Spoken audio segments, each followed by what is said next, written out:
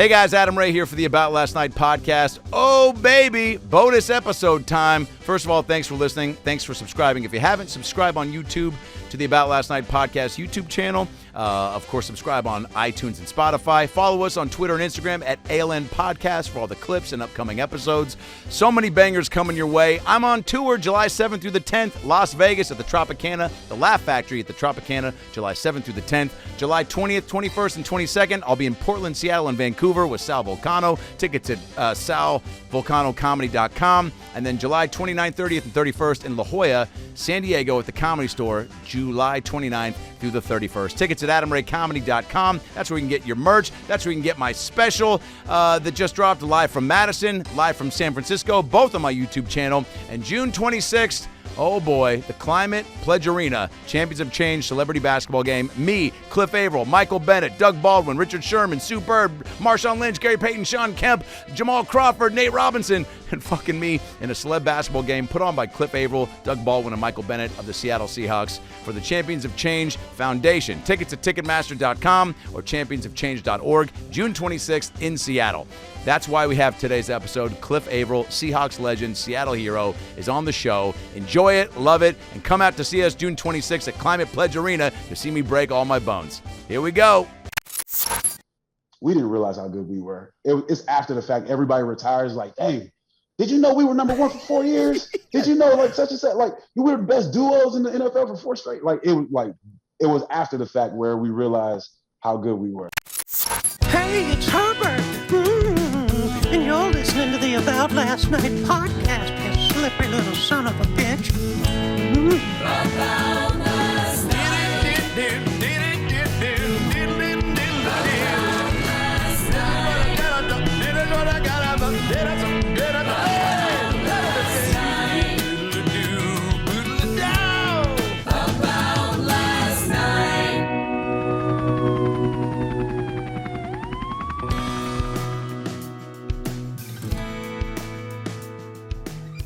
Guys, welcome back. Cliff, how are you, first of all, man?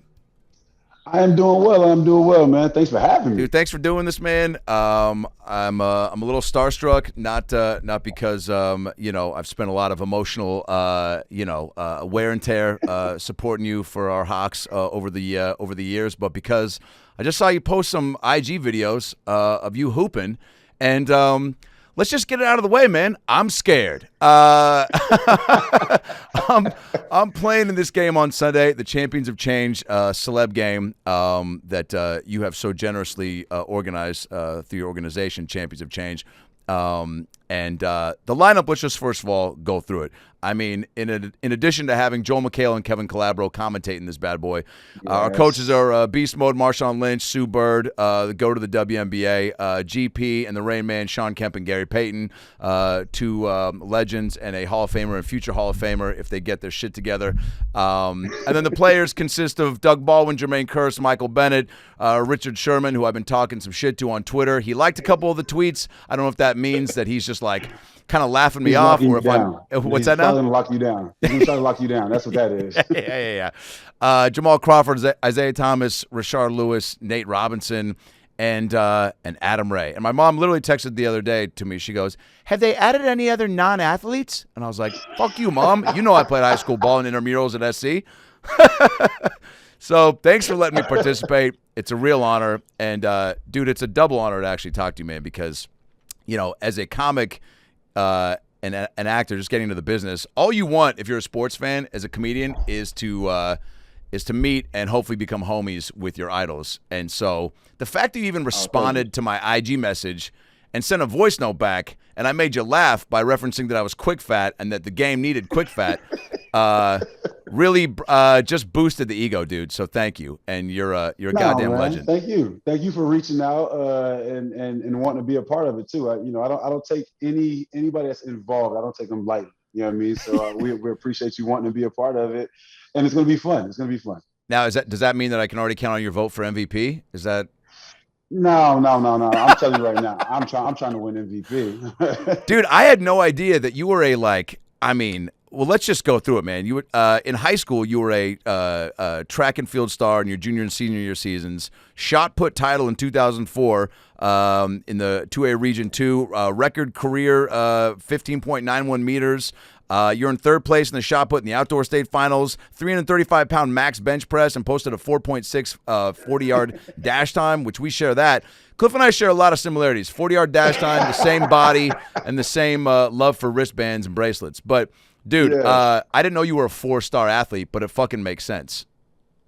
Yeah, no, man. But I was a late bloomer, though. I was basically a hooper my entire life. I started hooping probably in middle school, and then the only reason I started playing football was because all my teammates were playing football. I had nobody to play with. Gotcha. During football season. Gotcha. You know what I'm saying? And I played, and I didn't start playing until 10th grade. So I went out 10th grade. I was trash. Didn't know how to play this sport. And then 11th grade, I kind of got a little bit longer. Yeah. I was like, oh, you gotta just knock people down. Like that's and it hurts, but once you get over that part, it's kind of easy. So I balled out for 6 games my junior year and started getting some scholarship offers. And I actually got offers because I got offers based on me just being an athlete. So a lot of schools actually would come watch me play basketball. And was like, okay, we'll recruit him as an athlete and we'll figure it out. Wow. Is that kind of unheard of? Because I feel like usually people recruit guys based on one sport, but they just thought you could do it all, and they're like, we just know that we want you in some capacity. Yeah, because again, I only played 6 games my junior year. I ended up breaking my leg. Bro, that's crazy. But those 6 games, I crushed it. And then so because they only had a small sample size, they would come watch me play basketball that season. It's like, oh, okay, he's a pretty good athlete. He clearly has the football mentality. And, I just started getting scholarship offers based off of that. Were you a DN in college and high school before college?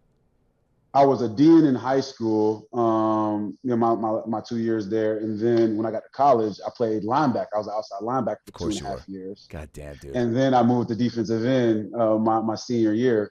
And been a defensive end ever since. What was it like getting that first sack? Because I played offensive guard and defensive tackle for 2 years, and then I quit football to play Danny Zuko in Greece, as you do.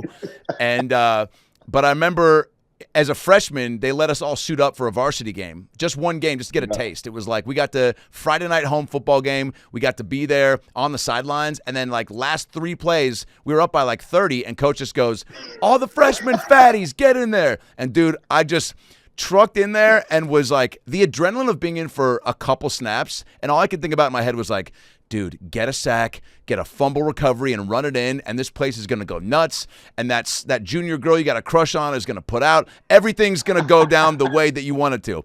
None of that happened. I got demolished by the offensive line that was in. For plays that didn't even matter, Cliff, they still just leveled me. So what was it like getting that first sack? Were you just like, oh, this is where I'm supposed to be?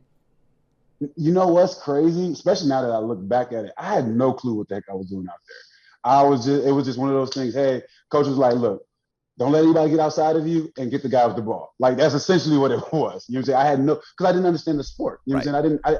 I didn't really understand football till probably my junior year of college. You know what I mean? Like where it started like kind of making sense and start reading plays and different things like that. But I was just a guy out there. And like I said, I went back and watched some film of me in high school, and I was like, oh my gosh, I was trash. Oh, really? But again, I'm coming from a different lens. Yes. That I'm, played at the highest level. But I was like, geez, I was trash. You know what I mean? But I was just an athlete, and I was hitting the guy with the ball. You know what I mean? You were like Bobby Boucher out there from Waterboy. They were just like, yo, you see that guy with the ball? Go get it. I wasn't that bad, but maybe a tier above that. Well, I'm just saying, as far as like having so ignorance is bliss was like a kind of an advantage because you just knew it simplified it probably for you, right? Exactly. It wasn't too big for me. The game wasn't too big. It was like, all right, set the edge. Don't let anybody get outside of you. And then when the quarterback drops back when he drops back to throw the ball, try to demolish him. That was really it. Did you have just the fact that, I mean, and I want to go through real quick here just so you can feel some of this, but Super Bowl champ, Pro Bowler, second team All Big Ten, career stats: 298 total tackles, 74 sacks, 34 fumbles, 7 recoveries, 1 interception, 2 defensive touchdowns. In 2016, you were named NFC Defensive Player of the Month for October, named to your first Pro Bowl that year, ranked 56th by his peers on the NFL Top 100 in 2017, which I feel like is to make that list, especially by the peers, is pretty fucking incredible.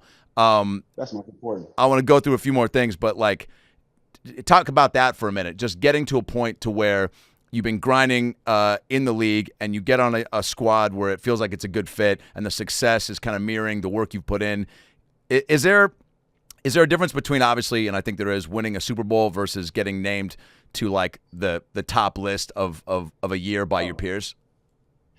I think because the league is based on popularity a lot of times, right? You know, you're going to know your quarterbacks, you're going to know maybe that one defensive player.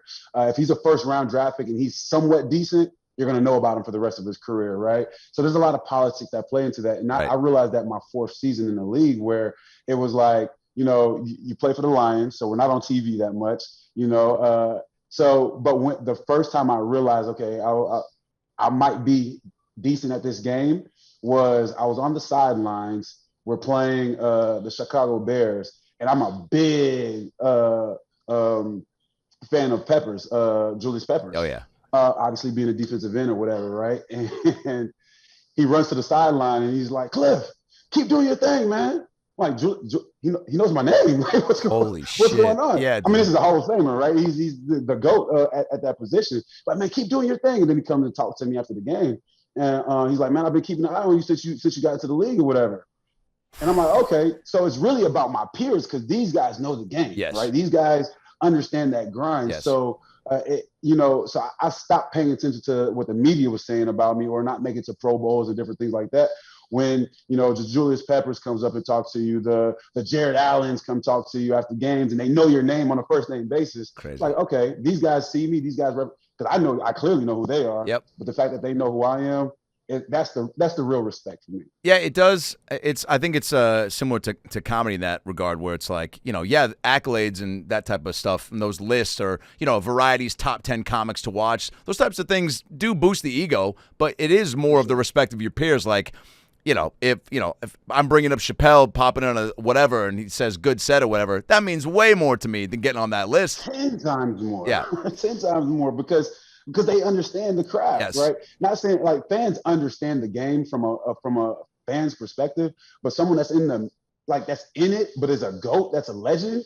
You know, the first time Tom Brady calls, hey, Cliff, hey, man, hey, you getting too close or something like that. Like, that's Tom Brady. Yeah, dude.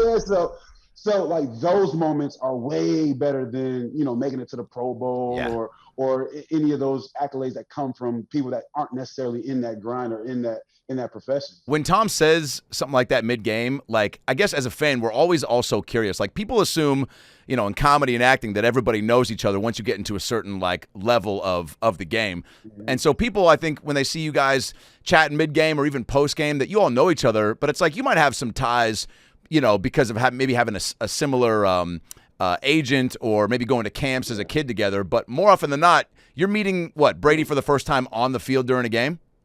Facts, yeah. I mean, we don't know each other. Like, we're not part of the same crowd unless we're teammates. Right. Usually, you don't know. And it's 53 guys on every team, right? So you're not gonna know everybody.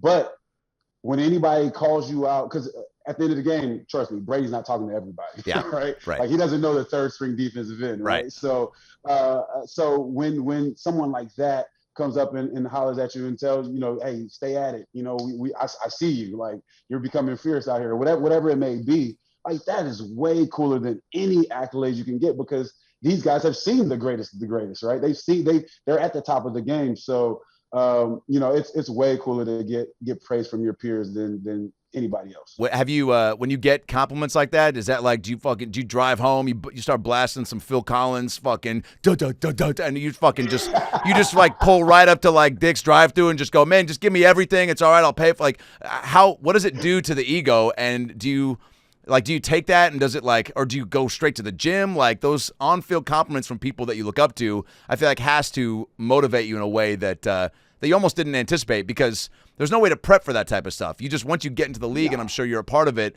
it's like Brady saying that to you, you don't just go, thanks, Tom, and then move on with your day, right? Sure. No, it's more, for me, it's just reassuring that I belong. Gotcha. You know what I'm saying? Yep. I belong here. I can play in this league.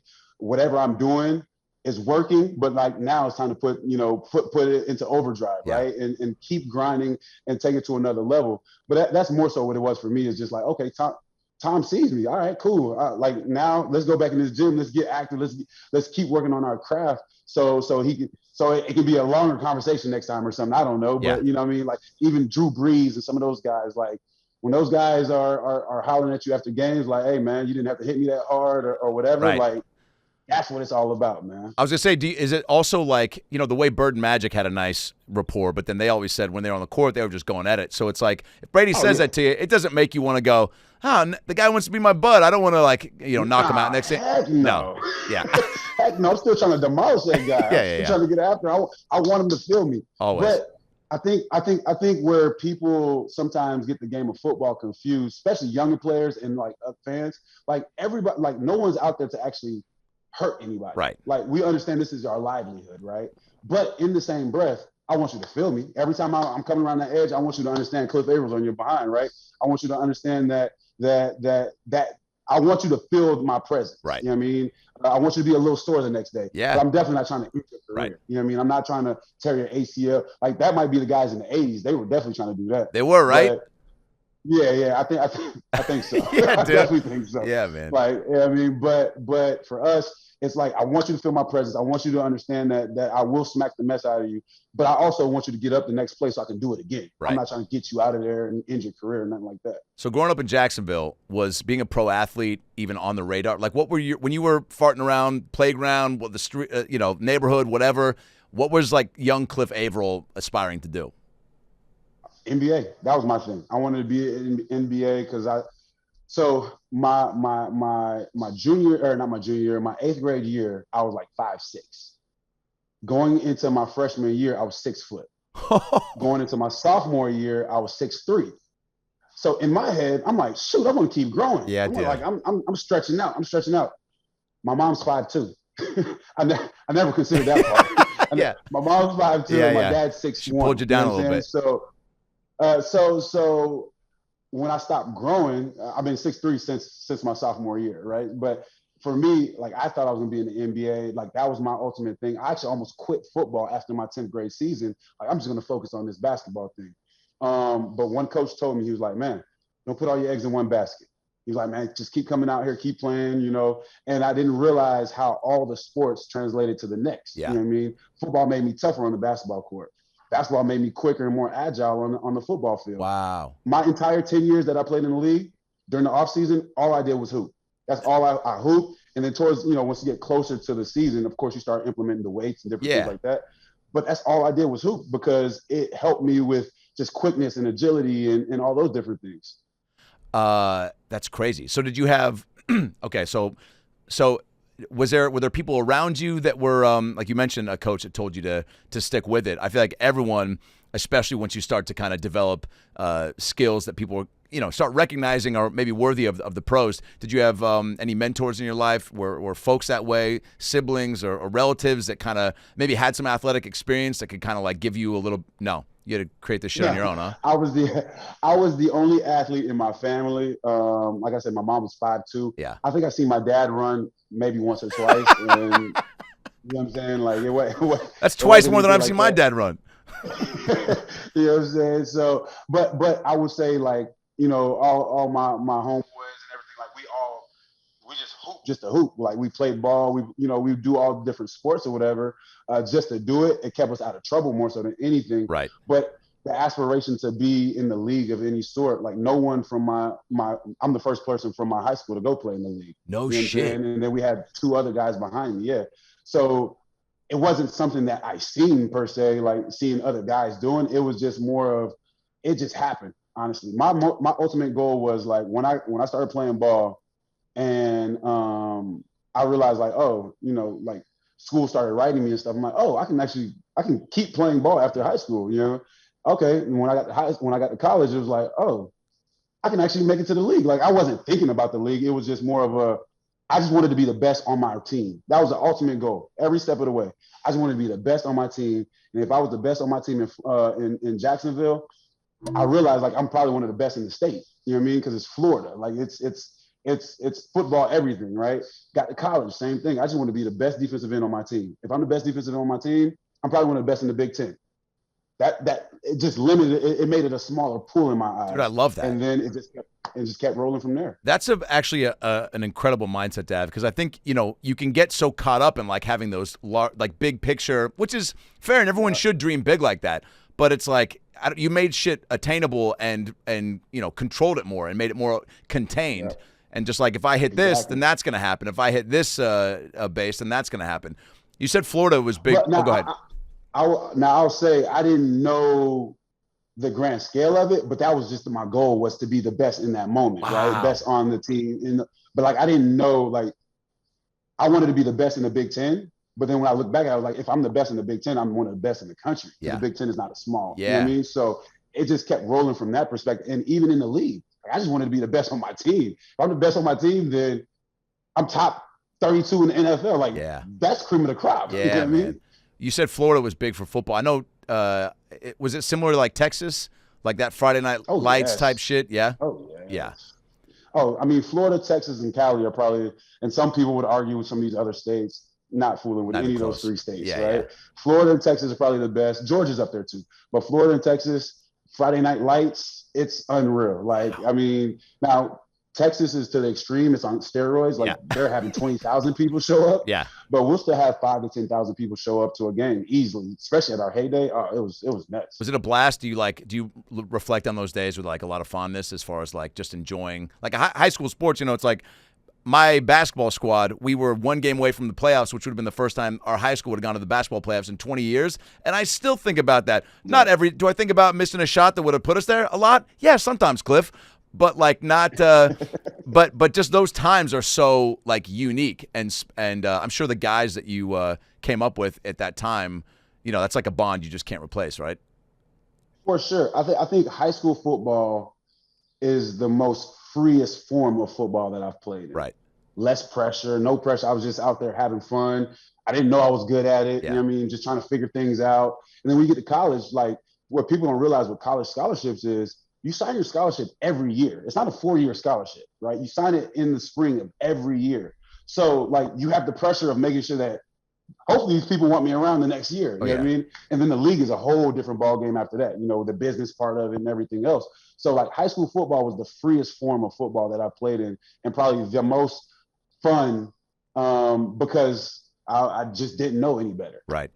So going in with this kind of like, just wanting to hit these benchmarks, be as good as you can, when being up for the draft becomes like a reality, is that nerve-wracking? Is it a bunch of people that start telling you like, yo, dude, these teams are looking at you? Does it excite you? Does it scare you? Like, just take me through that process a little bit. All those emotions. Yeah. All those emotions. I would say, so I told you I played linebacker my first 2.5 years. Yeah. And then my junior year, I was playing both. And then they, like, midway through my junior year, they're like, you know what? We're going to move you to defensive end full time. And I fought it because I was just becoming real good at linebacker and all this other stuff. And the guy that was across from me, his name was Anthony Spencer, and they brought me down because he was dominating that year, and he ended up actually getting drafted in the first round.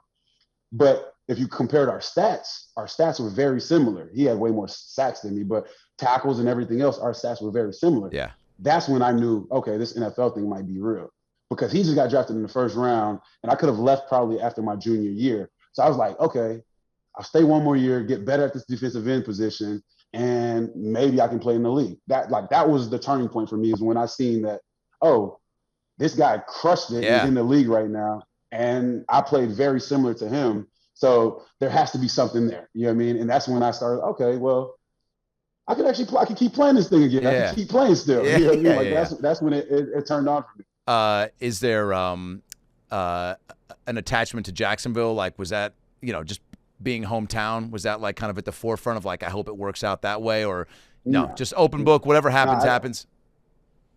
It was a roll of dice. The only thing is with the draft though, it's the first time in your life where you don't get to pick where you go.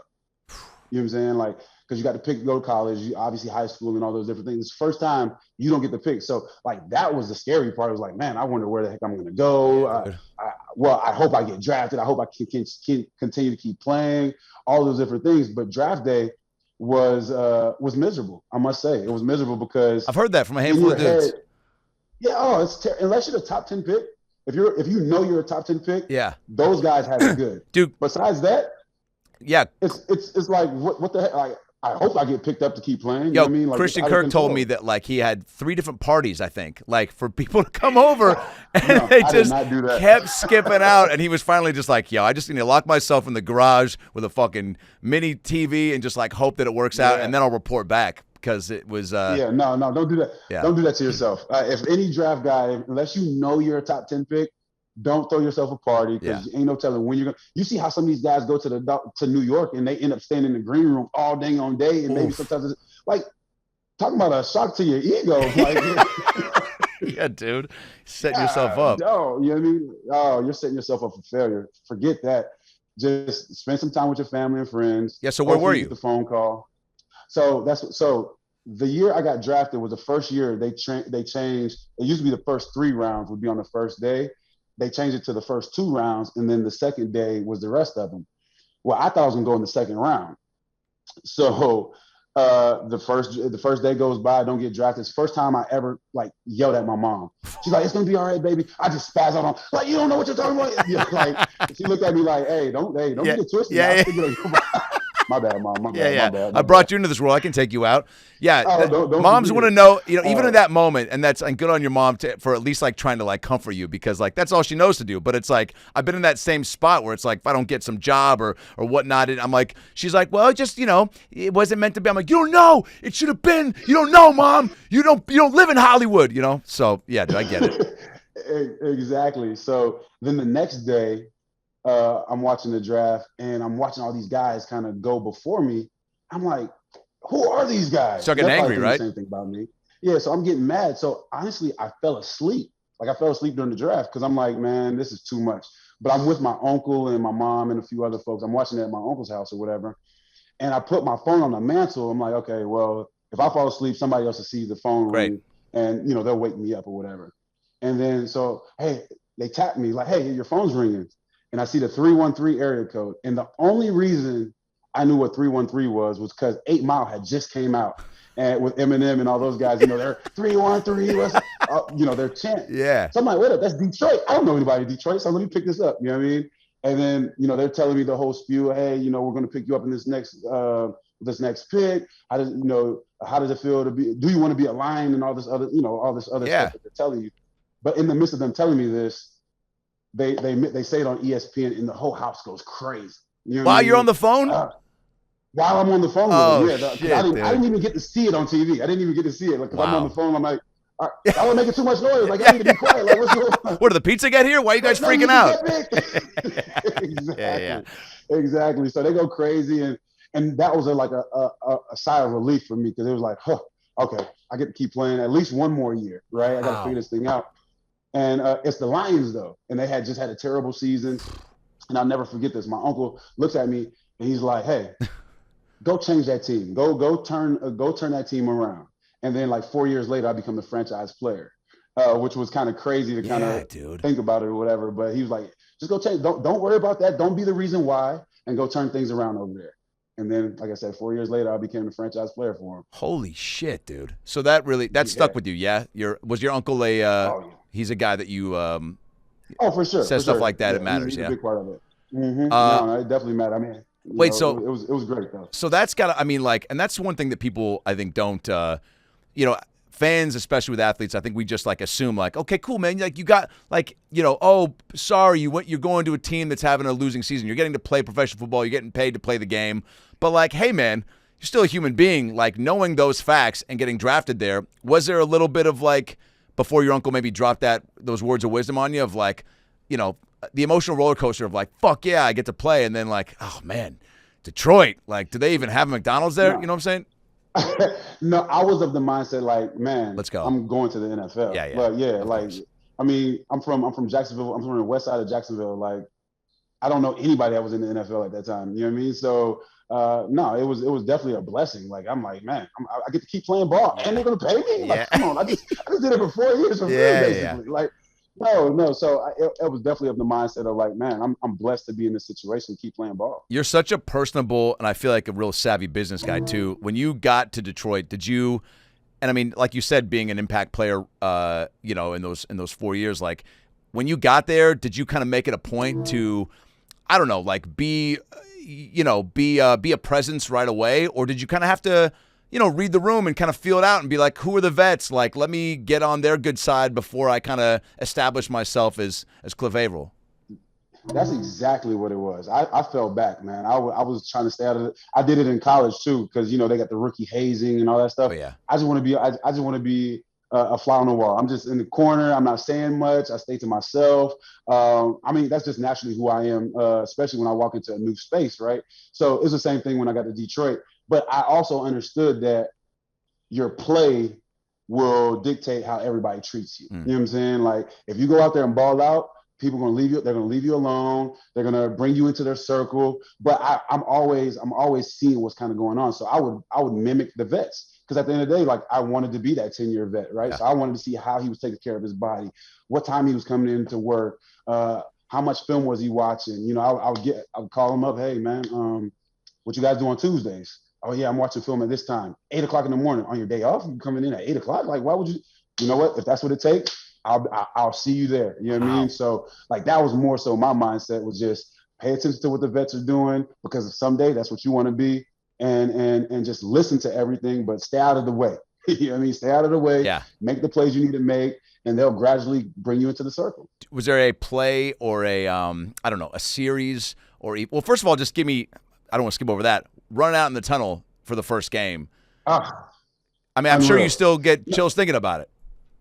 Oh, I mean, I get year 10 running out of the tunnel. I got chills. That's amazing. What I'm saying? So, but the first year, the first time running out of the tunnel, but the first time being a starter running out of the tunnel, there it is. Announce your name, there's no better feeling than that. You know what I mean? Like, the first time you're like, whoa, I finally made it. Yeah, like, dude. I'm starting in the NFL. Holy, you know what I mean? Shit. But I would give you even one even better. Preseason, we play our first preseason game at home, and I seen my jersey with my last name on it. And I was like, oh, this is real. Like, it's official. Like, you have your own jersey, like, with your name on it, with the NFL logo on it. You know what I mean? Like, shit. That was like, oh wow. Like, this is official right now. Okay. So, well, that's, I mean, I just had goosebumps go through every part of my body, even the parts you can't see. Now, Cliff, is there, was there a play though, or a, or a certain, like, just a moment where, like, you did something and the place went nuts, and you were like, holy shit, that's from what I just, which I'm sure you felt in high school and college, but, like, I got to believe that, like, on that NFL level, it means more. My first NFL sack was against Jason Campbell against the Redskins. I remember, like, yeah, of course, like it was yesterday. I'm playing right defensive end. I actually rushed too high up, but he ended up flushing out, and my first sack was a sack fumble. So I get the sack fumble. I go crazy. Because honestly, when you're in the game, you don't necessarily hear the crowd. It's like honestly, it's like a mute button. What the fuck? Yeah, how do you guys do that?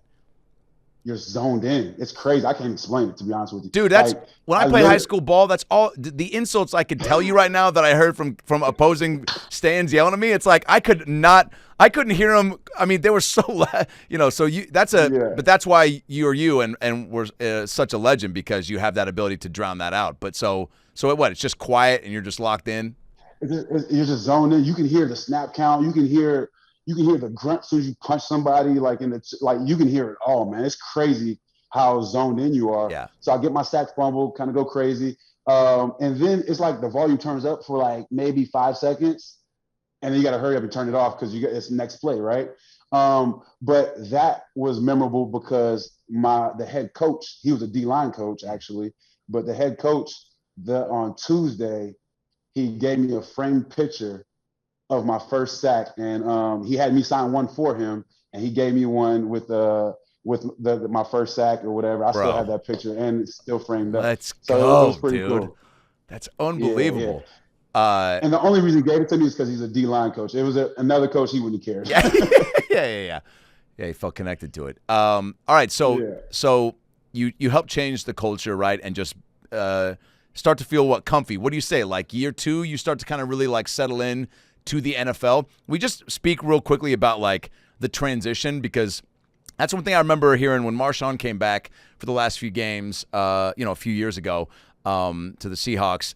And I remember in post-game interviews, just getting to hear him talk was a fucking treat for more than a couple sentences. But hearing him talk about the advice he was trying to give like younger players, I was so pumped on, because I'm like, I think in any business, right, it's easy, and just again to relate to comedy, for older guys to just like, not take a minute to like embark stuff on you and try to be like, yo, this is what I saw. It's not what you have to do, but here's a heads up on some things to look out for, is invaluable.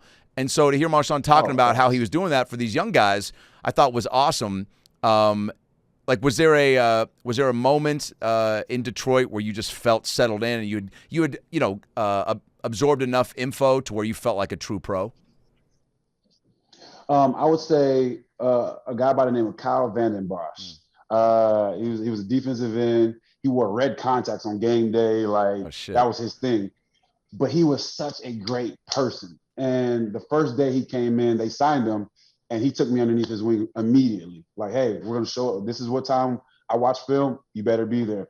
This is how I prepare for games. This is how I take care of my body. Like, he would, until this day, like, I'll just randomly text him and be like, man, thank you. You know what I mean? Like, Thank you for just taking me underneath your wing. And he was just naturally just a great person. But he also understood that he needed somebody else good on the other side of him to be able to have success. Yeah. And so Kyle Vanden Bosch, year 3 is where the game got so slow. And I was like, okay, this is what they're talking about, understanding the game and it's slowing down and being able to make plays and all those different things. So year 3 is where it's like, oh, okay, I can do this. I can play this league. And then is it year 4 or 5 that you get you sign with the Seahawks? Year 6 is when I signed with the Seahawks. So I got franchise. I bought out year 4, got franchise tag year 5. Amazing. Left after my franchise year, came to the Seahawks. Was that a tough decision? How did that go down exactly? Very much a tough decision, because the team, like, you just got franchised by the team and they didn't want you anymore. You know what I mean? It was like, and then uncertainty of going to a new team. You're like, okay, wait, I'm going to this new team. There's a bunch of great players already on that team. Where do you fit into this puzzle, right? But the reason I came to the Seahawks was because the LOB, Richard Sherman, Cam Chancellor, Brandon Browner, and Earl Thomas. Like, they were the reason, because in my head, I was like, I'm going to sign a 2-year deal. I have these DBs back here that's going to give me a split second longer to get after quarterbacks. Like, that was my whole thing. Like, wow. I just need the longer, the better, right? So these guys are clearly great at what they do. So if they can give me a split second longer, half a second longer to get to the quarterback, I'm going to be good. And that was my whole thought process behind it all. Holy shit. Okay, so you knew of so this squad was so it was 2013 was your first year with Seattle, yeah? 2013, yeah. Get the fuck out. Pretty good year to show up. We kid, but joke, like, we joke around about it all the time amongst ourselves. Whether we're talking about Richard Sherman, Mike B. But like, we say this, and we're like, Mike Bennett and myself and Tony McDaniel, we call ourselves the Big Three. Oh, yeah. Like, y'all were barely making it. Y'all were making it to the playoffs, but y'all were not getting to Super Bowls until we got here. Dude, right? Yeah. So like, and we were the missing pieces. We like to joke around and say that we were missing pieces. Wait, but obviously it took everybody. Tony and Mike also came in 2013, or they were 2012? All 3 of us came in the same year. Holy shit, dude. I mean, exactly. Think about this. It's the first. I say it's the first time. I never looked this up, but I'm almost willing to say it's probably one of the few times in NFL history where the top two free agents in free agency go to the same team. Mike Bennett, I was number 1. Mike Bennett was number 2. I can almost guarantee you there's never been a time where the top 2 free agents in free agency go to the same team. Do you know how often I will watch games on YouTube from 2013 just because, like, just the same way I need to rewatch Top Gun already, or, you know, when you see something a second time, what you get to see. But like, I was having a conversation with a buddy, a Seattle buddy, maybe like 4 months ago, just about that era of Seahawks football. And so I was like, man, let me just go, like, when you're watching the game live in the moment, there's just so much you're missing. And rewatching, like, just 3 series in a row defensively. I mean, it's crazy, unreal. dude. Like, and I can only imagine. It's so fun to rewatch because, like, the energy, I don't know if that type of energy in the stadium or with a team we'll ever see again. And that's fine. It's always, we might get back to a really dope squad they'll compare it to the 20 to your guys' era, but you'll never see it again. Just because of, like you said, getting you and Mike going to join that crew. But, like, every play, I felt like you guys were going to swallow the offense. Oh, man. And you know what's crazy is none of us really realized how great we were in the moment. Oof. Like, all of us were like, we were just honestly just playing for one another. Like, that was the thing, right? Because if you look at the team, it's so many characters on our team. You talk about Michael Bennett, you talk about Marshawn. Both Richard sides Sherman, of the ball, Earl yeah. Thomas.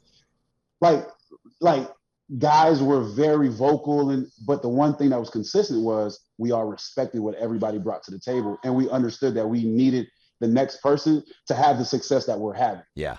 Like, that's not a thing that happens in professional sports, because it's easy the ego to take over and be like, no, I did this myself. Like, Richard Sherman will come tell me, like, hey, bro, I appreciate you. Like, I seen you on that play. That's what I got that pick on, or, hey, I'll hit him up. Hey, bro, I just need a split second longer, man. And I promise you I'm on his head, right? So, like, that respect factor is what allowed us to be great for so long. You know what I mean? Yeah. Especially on the defensive side of the ball. So, like, that. But in the moment, we didn't realize how good we were. It's after the fact. Everybody retires like, dang, did you know we were number 1 for 4 years? Did you know, like, such and such, like, we were the best duos in the NFL for 4 straight? Like, it was after the fact where we realized how good we were. Oh, dude, I'll send you some links, man. It'll blow your fucking mind. Just if you wanted just a little refresh on that. Yeah. I mean, and talk to me real quick about that, because, like, coming into Seattle, all I hear from players and people that get to be just in the building and is, like, the culture of the Seahawks organization, and, you know, what Pete kind of the bar he kind of sets, and just kind of, like you said, people getting to be themselves. I got to assume that there's a little bit of, like, the LOB seeing you, Tony, and Mike coming in. I would assume being like, fuck yeah, we're getting these guys to be better. But is there a little bit of, like, you guys are coming into our team, so, like you said, going to Detroit, you kind of had to read the room and feel people out? Or did you guys all get there, and did you all kind of sit around just looking at each other being like, holy shit, this is going to be fun? No. All right, thanks a lot, Cliff. That's at Cliff Avril on Instagram. No, we end the show. Yeah, just one. Yeah. No, I would say so. This is the interesting thing. 2013, the first 5 to 6 weeks was a struggle for myself and Michael Bennett. And when I say a struggle, it was because as a professional athlete, you know, I had a coach tell me this, and I didn't understand it until I got older. But he's like, you don't, like, as a professional athlete, you know how you get athletes back? You get athletes, you don't take away their money, like they, like, whatever, take away their playing time. Like, that's when you'll really see, that's how you really get to them, right? So I say that to say 2013, the first 4 games of the season, I'm coming off of a franchise year. Mike B is coming off of a big year. Most people don't remember Mike B and myself, we didn't start that year. So, like, that was a struggle for us. Chris Clemens and Big Red Bryant were starting. There it is. And that was a struggle for us because, again, ego, coming out of the tunnel, all those different things. Like, we struggled because we were used to being on the field. We were used to starting. We played a lot, but we were used to starting. So, like, I remember sitting at our bench one time, or in our locker one time, and we looked at each other like, did we make the right decision coming here?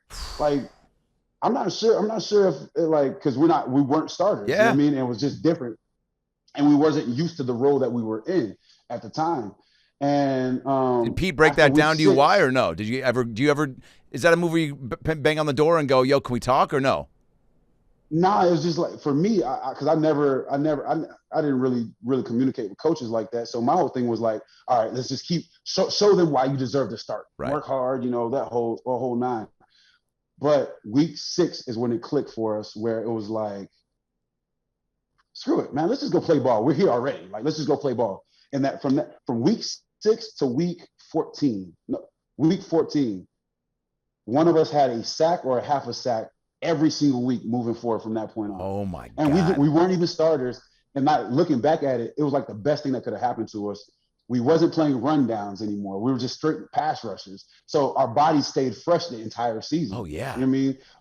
So like but we got to start the Super Bowl because they were a passing team and whatever else. Yeah. So it ended up working out. But like that was the whole thing, was like, man, screw it. Let's just go out here and ball out, man. Like, let's show them why we were the top free agents. And we went out there and made things happen. And then, you know, we got to the Super Bowl. Yeah, when you guys start getting closer and closer and people start putting more expectations on this squad and the D is becoming, you know, just a legendary defense, are you starting to kind of – what's the vibe in the locker room like? Is it like – is everyone – because I you know, Pete, you hear and guys that would, you know, in post games talk about how it was just all business and like you're saying right now, but I feel like you can't help but – with that group and just how excited you guys were on the field with, like, you and Mike Bennett were just the enthusiasm you guys played with and would celebrate would always get everyone so fired up because, like, yeah. You know, which I don't know how you don't sack someone and not show a little bit of emotion, but like, you know, with Mike with his belly roll, it was just like, by the way, do you remember what did he, is that something that he tells you guys like this, I'm going to practice this, or does it happen mid-game and you just look over and you see it? No, nobody knows how you celebrate. Yeah, you know what I mean? You try to keep it consistent. Yeah. But when he did it, the first time he did it, like, we all started laughing. Yeah. Like, it was like, okay. And then the what is it, Keenan Pill, they came out with the whole 2 pumps. Yeah. 3 pumps to get you a flag, 2 pumps. So then he started doing that. So we all be laughing like, I bet you won't do a third time, I bet you won't do it a third time or whatever. But nobody knows, you know, what celebration you're gonna have. But it's always it was just a good time, man. Everybody was just having a great time, trying to, you know, make a name for themselves, but also playing for one another. And honestly, like, playing in front of the 12s though, playing that freaking stadium. Yeah, talk to me about that. There's nothing like it, man. Those night games, because for about a good 2 or 3 years there, I think we were undefeated at home. You know what I mean? And especially in primetime games. And over a 3-year span, we probably had the most primetime games of any team. You know what I'm saying? That get you jacked up? We were on TV. Oh my God. When you guys know that you're on Sunday or Monday or whatnot, like, is there a different vibe in the locker room? I mean, I know it's like always business, but. No, so Coach Carroll, and this is the first time I've ever seen this in my entire years of playing. Coach Carroll ingrained in us that keep things like every game is championship football. Every game is championship football. So that meant if it was a 1 o'clock game or a night game, things stay the same. You know what I'm saying? Like, had the same mentality, had the same routine. Yeah. So when we got to the championship games, it wasn't a big deal. It just felt like another game to us because we were playing championship football. And I really bought into that. So every game felt like championship football. So it was just a norm to us. So a Monday night game, a Sunday night game, we were just being ourselves. It's just more people watching. Wow. That's incredible because it is a bigger stage. And, like, I guess you don't want to get you don't want to psych yourself out. Yeah, you don't want to do too much. You don't want to psych yourself out. You don't want to do too much. You don't want to go out there and try to show out for the moment, and then you end up putting your teammates in jeopardy or whatever. So we just kept it the same. Now, I know where I was when Sherm picked off Crabtree. I was actually doing stand-up in Detroit and was boarding a plane to go back to L.A., and I literally, it was like the last drive. And literally it's on a few TVs right near the gate, and they were calling my name, Adam Ray, quick fat, please come board the plane. And I'm just like sitting there holding out. I'm like, I can't not see my team about to, I got to see how this plays out. So they're calling me. I even see the woman at the gate being like, I'm going to close the door. And at one point I even go, close it. I go, I'll stay because I'm not going to not see this go down. And literally, and there was a handful of other Seahawks fans with me watching. And bro, it was like, I definitely dropped to my knees. I definitely hugged people that didn't want to be hugged. I mean, I threw my bag. I mean, it was fucking bonkers, dude. And so like just knowing that, and I'm seeing like the whole, CenturyLink go bananas. Do you remember what you were thinking and what you saw in that moment and what you felt? Man, it's crazy because, thinking back, like we always said that game was the Super Bowl for us. Yeah. Like, because that was our third time playing them that year. They knew us. We knew them. True rivalry. Divisional opponent. Yeah, it was just a huge rivalry. And so making that play. And so let me rewind a little bit. Yeah. What's interesting with that season in particular was, I kid you not, and this is the truth, there's not one game besides those first 6 weeks that I struggled with, but there was not one game where I actually thought we would lose. Like, I didn't care what the score was, and that went on for like 3 years. Like, I never even looked at the scoreboard until like it was 0, because I always felt like we were in the game. I didn't care if we were down 14 points, which was a rare, but if we were down, like, I never thought so. Even in that game, there was no doubt in my mind that somebody on this great behind defense is going to make a play. And whether it's going to be me, whether it's going to be Mike Bennett, Sherm, whatever. Like, I had no doubt in my mind that we would win that ball game. So look at that Texans game. I mean, that case in point, that Texans game down in Houston, man. Texans, oh my God. Unreal comeback. Unreal. Or you even think about the second Super Bowl, beating Aaron Rodgers, that crazy game. That's right? the craziest NFL game of all time, by the way. Like, I mean, of all time. By far. Yeah. By far. But like, I didn't realize how crazy it was until I went back and looked at it, because again, in my head, we're winning. Holy like, shit. I remember walking onto the field with Mike B, and he was like, bro, all we got to do is stop him 3 times, give us the ball, and we're going to score. And what did he do? He only got he made 2 of the doggone plays himself.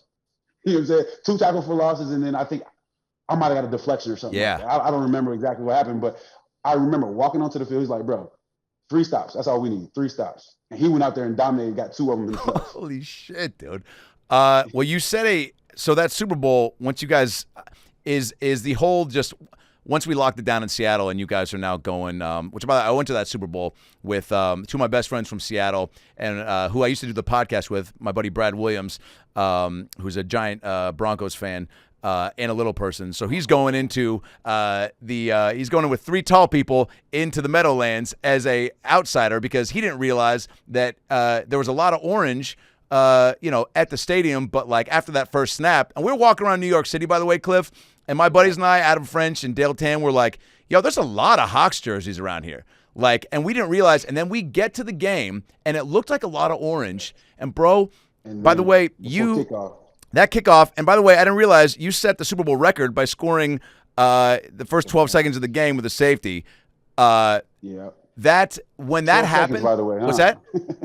What's that now? I said 12 seconds. That's crazy, insane, right? dude. Like 12 seconds. Bro, when that happened, I don't know if you guys felt that, but the eruption, it felt like we were in Seattle, and it was crazy. Oh, yeah. It felt like a home game. Yeah. No doubt about it. Yeah. Look, man, it was so crazy, because you're right. Like, when I got there for warm-ups, the orange is a little bit more vibrant. Yeah. I'm like, okay, there's a lot of Bronco fans in here. But for kickoff, I'm like, oh, there's a lot of green. Like, the neon started popping up. Right? More, Yeah. Right? And then, they botched the snap count. And then, I get the tag off and get the fastest score or whatever from that point. But going into the game, yeah, there wasn't a doubt. Like, we felt so mad and disrespected because no one was talking about our defense the whole week. It was only Peyton Manning this and Peyton Manning that. Oh, this offense is the best thing since whatever, and they're the number 1 offense. They're putting up all these points. And we're like, and I kid you not, I've told this story before. We watched film the day after the San Francisco game, the NFC Championship. Yeah. We watched film, and I remember looking in the D-line meeting room. We're like, these guys aren't that good, like up front. We're like, these guys aren't that good up front. Like, we're gonna get after them, and they like to pass the ball. Oh my gosh! And then I walk into the locker room. I kid you not, we walk into the locker room. And I'm looking at the different groups, and everybody's like, we got this. Like, these guys are not that good. These guys, but then the media kept hyping them up. We're like, I don't know what you guys are watching, but if you watch the defense that we've been playing and the offense that they've been, like, we're going to get after these guys. And from the very first play, we got after them. Is that fuel to the fire? When you guys get back to the sideline, is there just like an overwhelming feeling of like, oh, it's on? I mean, you can't ask for a better start than that, especially when everyone is giving the edge to Denver and no one's like, it was almost like the perfect play to start the game with. Like, really? You think our D ain't shit? We just scared your QB and center into even to being on the same page because, dude, the look in Peyton's eyes, I don't know if you've seen that in slow-mo. It's beautiful, dude. Yeah. He literally is just like, like he doesn't know what the fuck just happened. And all you guys run into the end zone, dude, I mean, I'm surprised the rest of the 12s didn't join you guys down there because it was fucking mayhem. It was nuts, man. It was such a great time. But yeah, just for us, it was just like, this is what we do. Like we got so many turnovers that year. Like this was just one more turnover that we were causing. You know what I mean? And Coach Carroll harped on that too. Like, we got to get turnovers, and we just dominated in that space. That's what I want to ask real quick, and then we'll get into Champions of Change in the game. We'll wrap this up. But with that game and Pete in general, I was at SC 01 to 05 while Pete was there, and like so I'd been around just a lot of the mindset and mentality, and hearing guys that I knew that played on the team would share little nuggets here and there. Going into the game, was there anything different than the season? And then double question on that with Pete. What did you kind of like? What was like the big thing you feel like you've taken away from being coached by him? No, there was again. I told you, championship. We played every week is championship football. So when we got to the championship, it was just another game to us. Wow. We didn't make it any bigger than all the other games prior to that. Now, and again, I really bought into that, and that was the first time I've ever even heard that philosophy. Because typically, as an athlete, Monday night games, Sunday night games, like you're trying to turn it up to a whole nother level, but you end up doing things that you don't normally do. Yeah. You know what I mean? So when we got to that game, it was no different. But I would say the biggest thing that I took from Coach Carroll that I implement even in my businesses nowadays is making sure that, you're prepared for the opportunity, but don't make things up. Do not make things up, meaning whatever situation you're in, keep it consistent with whatever that philosophy is, right? Don't, because you see something new now, like you start, okay, well, maybe I can make this work. Maybe I can try. Don't make things up. Keep the main thing, and don't make things up. So I would say that's one of the biggest things for me that I still kind of go by. And then also, again, keeping things the same in the sense of good or bad, keep moving forward. You know what I mean? Keep moving forward. If it's a good play, all right, cool. Celebrate for a split second and move on to the next. You know what I mean? If it's a bad play, all right, make your mental corrections and move on to the next play. And that's how I try to move through life. Was Pete as enthusiastic and like childlike, just sense of wonder as he seemed on the sidelines? Like, I mean, he truly seems like a little kid out there just getting to be around his heroes. I joke with him from time to time whenever I see him and say, hey, Coach, whatever you're on, I need some of that when I'm 60. All right. So let me know what that recipe is. I need some of that, because it is unreal to see how much energy he used. I used to see this man, he was like 66, 67 at the time, launching the ball 40, 50 yards down the field before practice, like just throwing with the wide receivers and stuff.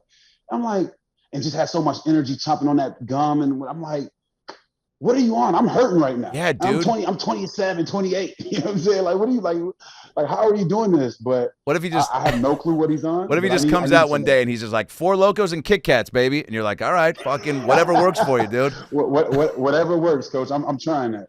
All right, so we got this game on Sunday, and I'll tell you this much, first of all, Cliff. I haven't been more excited to do anything in my entire life. First of all, you're getting the first taste of NBA basketball back in Seattle, which I'm sure is not lost on you. But the lineup, the people that have come out to support you in Seattle is, I think, just a clear sign of like what you mean to the city and what you mean to like a lot of people that are in your life. First of all, tell me how Champions of Change got started, why you started it. So Champions of Change actually is myself, Doug Baldwin, and Michael Benny. Yeah. We all have our own organizations, and we partnered up together to create Champions of Change. And the first time we even talked about, we knew we wanted to do something big in the city. And Mike Bennett and myself, we were talking through it. Like, we did a big Twitter poll, like, hey, he wanted to do flag football. I was like, bro, basketball. Like, basketball, because basketball is what's missing. They got the Seahawks. They don't have the Supersonics. Yes. So we did a Twitter poll, and everybody went crazy over basketball. So that's how we came to that conclusion. Bro, I used to go to the Gary Payton All-Star Classics in Seattle when I was a kid there. Were they having those when you were there or no? Was this maybe after? Okay. Nah, they didn't have those. But any of these types of celeb classics, dude, always crush. And now we're talking about when there's no NBA there. So, like, double exciting. Exactly. So, and we all had, like I said, we all do a lot of different things in the community. So we were like, man, we could make a bigger impact together we can make a bigger impact together and be able to reach more people if we just collabed on this. So basically teamwork again, and try to win a championship off the field essentially was our mindset. And as we got this thing going, Climate Pledge had became, obviously they had just renovated it and got to communicate with those guys. They were so excited about it. It was like, man, this can actually be a pretty cool thing. And it's all going, most of the proceeds are going to different organizations that are in the community. Like, for example, the organization that I'm supporting is called the Odessa Brown Clinic. They've been a staple in the community forever. And it's all about shedding light on the smaller organizations that are still making an impact in the community. The Seattle Children's, they do great stuff, right? But everybody knows about them. But so for us, it was just, all right, let's shed light on some of these smaller ones that are in the community as well, that's making a huge impact as well, and bring awareness to what they're doing so people can get behind them as well. So was that the goal? Because you've been, and I think the Seahawks crush it as far as staying active in the community, and you were so good about that during your playing days too. And is that just something that you, like from the get-go, even before you got into the league, were just like really set on, like you wanted to make an impact off the field like this as well? I think, no, I would say it became more of a thing. Like I always wanted to give back. I used to watch my mom give back all the time, right? Because both my parents are Haitian. And I used to watch my mom send money back to Haiti all the time. And she wasn't making much money, right? So I used to see the giving piece of it. But it was more along the lines, once I got a little bit older and I had my first son, it was like, okay, how do we find ways to give back? And initially it was juvenile diabetes, then it scaled off to doing more things. But I always knew that I was fortunate enough to play a game for a living. I made some decent money doing it. I also understand the other side of it, that there's, the community that I come from, there's a lot of people that are struggling that don't know. I've been fortunate to be exposed to so many different things. Yeah. So I felt like it was only right for me to give back to kids more so than anything, but give back to the community that gave so much to me. That's incredible, man. And and this game on Sunday is just a string of, it's going to cut out in 1 minute? I thought you were 6 into 3:15. Oh, okay. For real? All right. If it closes off, we'll call back. Cliff, do you got like 10 more minutes, or do you want to shut it down anyway? You got to bounce, huh? Actually, I got to call it. All right. Myself, all right, cool. Before it wraps up, you're the man. Championsofchange.com, right? For all the ticket info? Mm-hmm. Championsofchange.com, championsofchange.org. Actually, championsofchange.org. Go check it out. You can get tickets for the game. There's still a few more tickets left. All your favorite celebs, all your hoopers. I mean, Gary Payton's going to be in the building. Like, Gary Payton loves basketball from Seattle. That's enough to sell it by itself. Sue Bird's going to be in the building. Marshawn. I mean, everybody's coming out to support us, and I'm excited about it. Let's do a wrap-up episode after the game to kind of break everything down. You want to? Let's do it. Let's make it happen. Thanks for letting me play. Thanks for doing this, and we'll push it extra out on socials. You're the man, Cliff. God bless you, dude. Thank you for supporting, too, man. Appreciate you. Yeah, dude. We got a big push on that first pitch, too, man. They announced it everywhere. I've done a bunch of radio things, but and I'll be pushing it nonstop. But I'll see you Saturday at the party. Yes, sir. Saturday. Okay. I'll see you there. Cliff, thanks again, bro. All right, my man. See you, brother. You have a good one. Thanks bud. Zoa. Thanks, Rock. Guys, Adam Ray here for the About Last Night podcast. Hope you enjoyed that episode. It was a good one. A lot of laughs, a lot of tears, a lot of stuff to think about and chew on, huh? Because that's what life's all about, chewing on the good stuff. Nobody said that. Maybe Denzel did. Maybe Tom Hanks did. Maybe they said it together in Philadelphia. The point is, click subscribe right here on the ALN logo so you can get more episodes and stay up to date when new content drops. Highlights, animations, clips. It's all here for you, baby. I'll see you next time. Whoop, I don't know how to blink.